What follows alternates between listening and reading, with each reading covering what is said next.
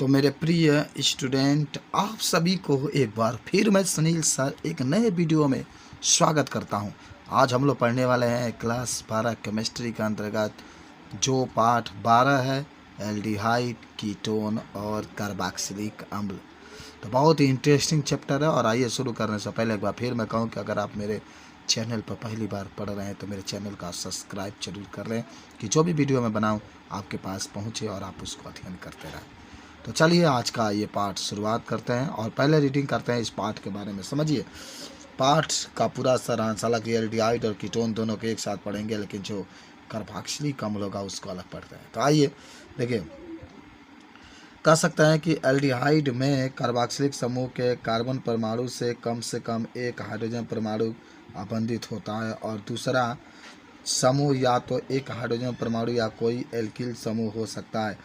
कीटोनों में कार्बोक्सिलिक समूह दो एल्किल या एरिल समूहों से आबंधित होता है। कीटोनों में उपस्थित दोनों समूह एक समान भी हो सकते हैं और भिन्न भी, जिसके फलस्वरूप क्रमशः सममित और असममित कीटोन भी प्राप्त होते हैं।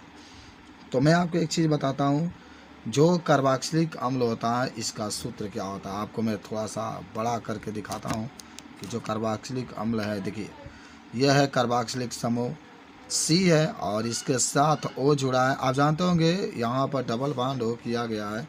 आप सभी को मालूम भी होगा कि जो O होता है इसके अंतिम में 6 इलेक्ट्रॉन होते हैं, क्योंकि 8 परमाणु क्रमांक होता है तो अंतिम में 6 होता है, तो 2 2 4 2 इस बॉन्ड के साथ ऐड हो गया है।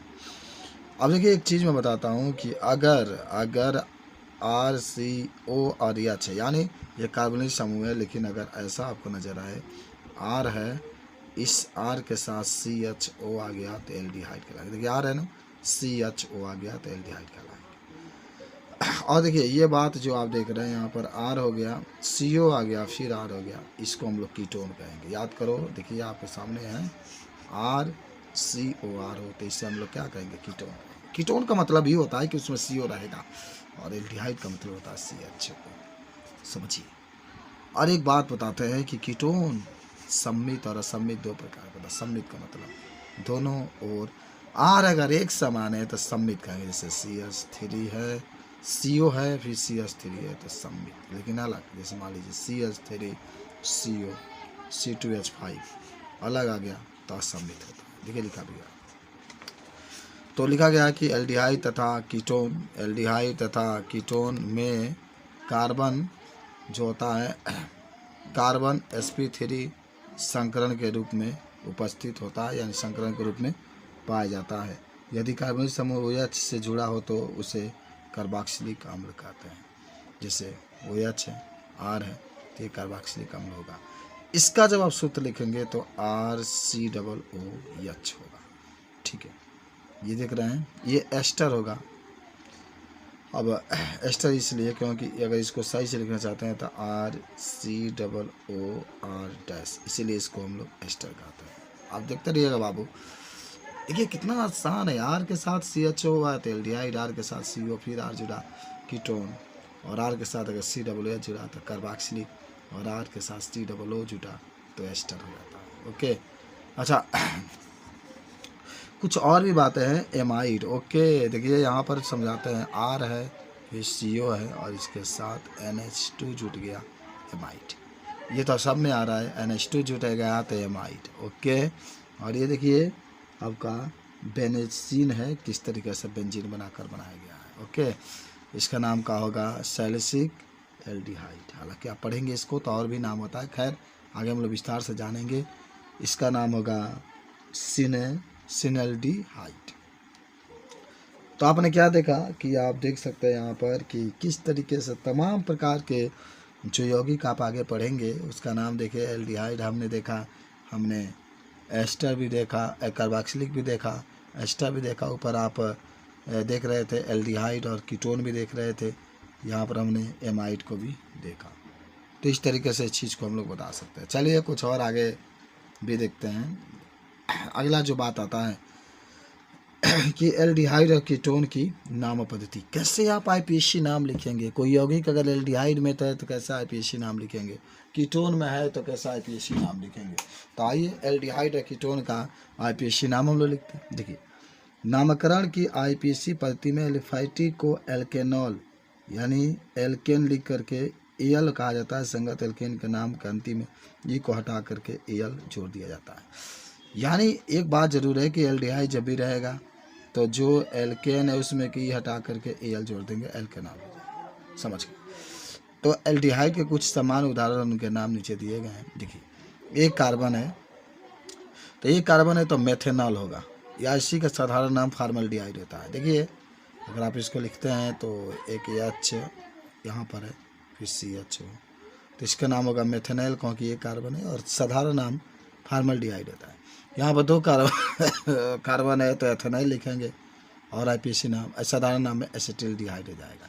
3 कार्बन है तो प्रोपेनॉल लिखेंगे, और प्रोपेन एल्डिहाइड हो जाएगा। और अगर बेंजीन है, बेंजीन के साथ CHO जुड़ा है तो बेंजील एल्डिहाइड, बेंजील कार्बल्डिहाइड, क्योंकि बेंजीन के रूप में होता है तो कार्बल्डिहाइड लिखते हैं, लेकिन आईपीसी नाम जब भी लिखेंगे तो इसको बेंजिल्डिहाइड भी कहा जाता है। तो आपने क्या देखा कि अगर एल्डिहाइड समूह का है और जब आईपीसी नाम लिखेंगे तो उसमें हम लोग एल जोड़ देते हैं। ओके, चलिए आगे बढ़ते हैं। तो इस तरीके से हम लोगों जो था उसको हम लोगों ने अध्ययन किया। अब उसके आगे की कुछ बातों को भी रीडिंग करते हैं। आइए अब देखते हैं कुछ और बातें, और आपको दिखा भी रहा है इसमें, तो कैसे आप इसको कहेंगे। देखिए, जब CHO समूह, ध्यान देना बाबू, जब CHO समूह किसी वलय से आबंधित होता है तब यौगिक को कार्बल्डिहाइड कहा जाता है। यानी बेंजीन वगैरह से बंद श्रृंखला में जुड़ा होगा तो कार्बल्डिहाइड कहा जाता है। एल्डिहाइड में कार्बोनिल कार्बन श्रृंखला के अंत पर उपस्थित होता है और उसे 1 स्थिति यानी संख्या 1 प्रदान की जाती है। अतः एल्डिहाइड के नाम में इस स्थिति को व्यक्त करना आवश्यक नहीं है। देखिए, हाँ, इससे नीचे दिए गए उदाहरण समझते हैं। यहाँ पर CH3 CHO Br है, तो भाई काउंट करेंगे, हम उधर से काउंट करेंगे जिधर से CHO पहले आता है। तो इधर से काउंट करते हैं तो 1 2 3, और दूसरा नंबर पर Br जुटा है तो 2 ब्रोमो प्रोपेनॉल हो जाएगा, 2 ब्रोमो प्रोपेनॉल होगा। देखिए, आईपीसी नाम आना चाहिए आपको। हमने इसके पिछले वाले अध्याय में भी आईपीसी नाम सीखे थे, आज भी सीख रहे हैं, और हम लोग काउंट उधर से करेंगे जिधर से CHO पहले आता है। तो आप कर रहे हैं तो जहाँ CHO उसके साथ Br है तो 2 ब्रोमो प्रोपेनॉल हो जाएगा। आप इसका भी काउंट करिए, 1 2 3 4 नंबर पर Cl जुटा है तो 4 क्लोरो ब्यूटेनॉल हो जाएगा। ठीक है, कह सकते हैं कि नामकरण की आईपीसी पद्धति के अनुसार कीटोन को एल्केनोन कहा जाता है। बात कीटोन की हो रही है, इसका पहले तो हम लोग एल्डिहाइड की बात कर रहे थे, अब बात कीटोन की हो रही है। और कीटोन में आप कह सकते हैं कि नामकरण की आईपीसी पद्धति के अनुसार कीटोन को एल्कोनॉल कहा जाता है, और उनके नामों को प्राप्त करने के लिए एल्केन के अंत को जो ई होता है उसको हटा करके ONE द्वारा माने ONE जोड़ देते हैं। कार्बन श्रृंखला का संख्यात्मक इस प्रकार किया जाता है जिससे कार्बनिक समूह की न्यूनतम संख्या प्राप्त हो। कीटोन के कुछ उदाहरण दिए गए हैं। जरा देखिए, यहाँ पर जो लिखा गया है CH3 CO CH3, मैंने आप चाहें तो ऐसे भी लिख सकते हैं, थोड़ा मैं आपको लिख करके बताता हूँ। कुछ आईपीसी नाम आप जानना जरूरी है। तो हम इसको चाहें, जो आप देख रहे हैं ये CH3 CO CH3 भी लिख सकते हैं। हम उधर से काउंट करेंगे, ये इधर CO पहले आता है तो किधर से भी काउंट करेंगे CO यहाँ पर आएगा। 1 2 3 कार्बन है तो इसके लिए प्रोपेन लिखेंगे। ठीक है, प्रोपेन में के ई को हटा करो या नीचे में प्रोपेन हो जाए। यहाँ पर उधर से काउंट करेंगे जिधर से CO पहले आता है तो देखिए 1, अब C डबल बॉन्ड हुआ तो मानिए CO यहाँ पर है 1 2 3 4 तो 2 लिखेंगे। पहले तो आप एक काम करिएगा ना, सबसे आसान तरीका है ब्यूटेन लिख दीजिए। आप यहाँ पर सबसे बढ़िया तरीका है ब्यूटेन लिखिए, चाहे ब्यूट लिख करके इसमें 2 लिख करके ONE जोड़ दीजिएगा तो आप ब्यूटेन 2 ऑन भी लिख सकते हैं यहाँ पर। हालांकि इसका आईपीसी नाम मेथिल कीटोन है, तो आपकी इच्छा है जैसे लिखना है। अच्छा, इसको जब लिखेंगे ना साइक्लोहेक्सोनोन हो जाएगा। यहाँ पर C है इसलिए साइक्लो के रूप में, बेंजीन नहीं है बाबू, ये साइक्लो के रूप में साइक्लोहेक्सोनोन हो जाएगा। ठीक है, कुछ और भी नाम देखते हैं। जैसे ये आप देख रहे हैं, इसका कोई आईपीसी यहाँ भी देख रहे हैं 1 2 3 4 5 कार्बन है तो पेंटेन लिख करके 3 पेंटेन लिख करके ई हटा कर ओ एन ई जोड़ते हैं तो पेंटेन 3 ऑन हो जाएगा। ओ एन का मतलब ओ एन ई जोड़ा गया है, ठीक है। उसके बाद से यहाँ पर भी आप देख रहे हैं CH3 CO CH2 CH11 paint 4 इन। हम देखिए पहले काउंट हम लोग उधर से करेंगे जी, जैसे CO पहले आता है तो 1 2, देखिए 1 2 3 4, तो पेंट 4 इन, 4 इन इसलिए क्योंकि डबल बॉन्ड है, 2 ऑन जोड़ देंगे यहाँ पर, ठीक है। और यहाँ पर जो आप नाम लिखेंगे तो इसका नाम होगा एसीटोफिनोन। एसीटोफिनोन इसलिए क्योंकि ये बेंजीन है, बेंजीन की संरचना है, यहाँ पर CO है और फिर CH3 है, तो इसका नाम होगा एसीटोफिनोन। ये बेंजीफिनोन होगा क्योंकि दोनों ओर बेंजीन है, बीच में आपका CO है, इसीलिए इसको बेंजीफिनोन कहेंगे। कुछ नाम था आपने देखा और आप इसको बता भी सकते हैं, लिख भी सकते हैं। चलिए अब हम लोग आते हैं IPSC नाम कैसे लिखेंगे, दिया गया है किताब में। तो आते हैं, कह रहा है कि कुछ यौगिकों की संरचना, सामान्य नाम और IPSC नाम। देखिए HCHO है, सिर्फ कार्बन को आप देखिए कितने कार्बन एक होता है, तो जब एक कार्बन है इसका साधारण नाम फॉर्मल्डिहाइड होगा, IPSC नाम वही होगा। मेथेन लिख करके उसमें AL जोड़ देंगे, मेथेनॉल हो जाएगा।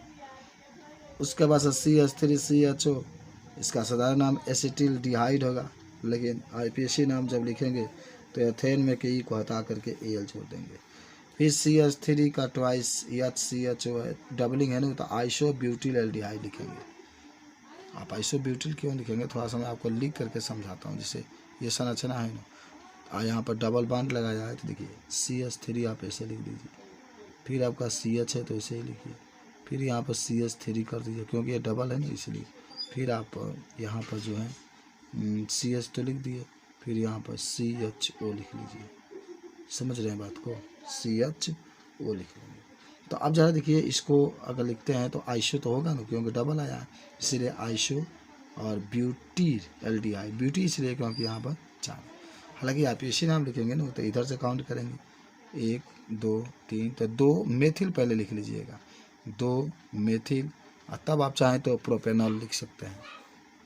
शाखा वाला जो होता है ना पहले लिखा जाता है। अच्छा इसको ज़रा देखिए, अगर आप इसको काउंट करेंगे तो 2 तरीके से काउंट कर सकते हैं। अल्फ़ा, यहाँ से अल्फ़ा, यहाँ पर बीटा, यहाँ पर गामा, अल्फ़ा बीटा गामा, तो वही लिखा है गामा, तब मेथिल, तब साइक्लो हेक्सेन कार्बल्डिहाइड। आप पहले इसको पूरा नाम लिखना पड़ेगा। हम यहाँ पर अगर अल्फ़ा करें, यहाँ पर बीटा, यहाँ पर गामा, CHO से ही काउंट करते हैं तो गामा मेथिल हो जाएगा, और तब आप साइक्लो लिखना पड़ेगा, हेक्सेन, साइक्लो हेक्सेन, और तब CHO के लिए कार्बल्डिहाइड लिखते हैं, एल्डिहाइड नहीं, कार्बल्डिहाइड। IPSC नाम लिखेंगे तो 1 2 3 अल्फ़ा बीटा वगैरह नहीं लिखते हैं, काउंट कर 3 मेथिल साइक्लो हेक्सेन कार्बल्डिहाइड हो जाएगा। नाम सुनते रहना। अच्छा अगला जो आप देख रहे हैं यहाँ पर CH3 CH, और फिर यहाँ पर H दे दिया, CH ही रहेगा, ठीक है ना, और ये इतना, तो अल्फ़ा मेथॉक्सी प्रोपीन एल्डिहाइड ये सब होता है। CH3 CH2 CH2 CH2, इसका नाम जब आप लिखेंगे तो देख ही रहे हैं, बेलेर एल्डिहाइड पेंटेनॉल हो जाएगा। और इस तरीके से आप पूरा नाम आप लिख सकते हैं, देख सकते हैं IPSC नाम लिखने का। तो ये एल्डिहाइड के जो आपके यौगिक थे IPSC नाम में, कुछ और आपको दिया गया उसको भी देख लेते हैं। देखिए कुछ और यौगिक दिया गया है, ये बेंजीन है, यहाँ पर CHO है, इसके साथ Br है, इसका सामान्य नाम जो होगा M इसलिए क्योंकि OMP होता है। तो आप अच्छा एक छोड़ के गिना जाता है, यहाँ से नहीं, यहाँ से O हो जाएगा, यम हो जाएगा। साधारण नाम में नो 1 2 नहीं लिखते हैं, या तो M लिखेंगे नहीं तो P लिखेंगे। तो यहाँ पर 1 2 3, तो यहाँ पर M ब्रोमो बेंजिल्डिहाइड हो जाएगा, ठीक है। जब IPSC नाम लिखेंगे तो 3 ब्रोमो बेंजिल्डिहाइड हो जाएगा। अरे 1 2 जब IPSC नाम तो यहाँ से काउंट करते हैं, तो काउंट करेंगे तो 1 2 3, तो 3 ब्रोमो बेंजिल्डिहाइड हो जाएगा। यहाँ पर CH3 CO CH2 CH2 CH3, नाम बीच में CO आया है ना, तो मेथिल एन प्रोपिल कीटोन।